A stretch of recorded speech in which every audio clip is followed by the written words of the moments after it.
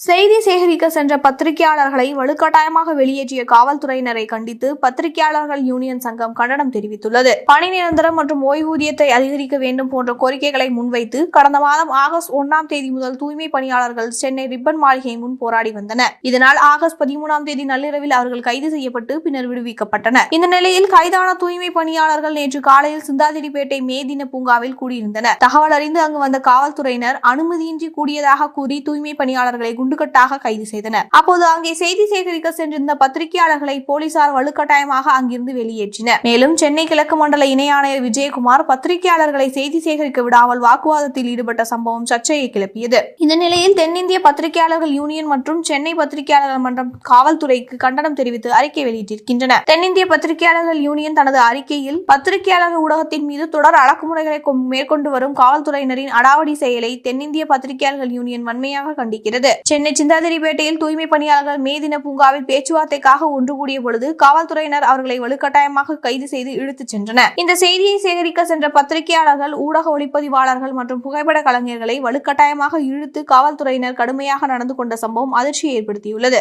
மிக மோசமாக அடக்குமுறையை காவல்துறை தொடர்ந்து பத்திரிகையாளர்கள் மீது கையாண்டு வருகிறது. செய்தி களத்தில் பத்திரிகையாளர்கள் மற்றும் ஊடகவியலாளர்களிடம் எவ்வாறு நடந்து கொள்ள வேண்டும் என்ற புரிதலை தமிழக அரசு உறுதி செய்ய வேண்டும் என்று கேட்டுக்கொள்கிறோம். நாளுக்கு நாள் இதுபோன்ற செய்திகள் அதிகரித்து வரும் சம்பவங்கள் ஜனநாயகத்திற்கு ஏற்புடையதல்ல. எனவே தமிழக முதல்வர், காவல்துறை டிஜிபி, சென்னை காவல் ஆணையர் இந்த விவகாரத்தில் தலையிட்டு காவல்துறை அதிகாரிகளுக்கும் காவலர்களுக்கும் போதிய அறிவுறுத்தல்களை வழங்க வேண்டும் என்று தென்னிந்திய பத்திரிகையாளர் யூனியன் கேட்டுக்கொள்கிறது என்று கூறப்பட்டுள்ளது.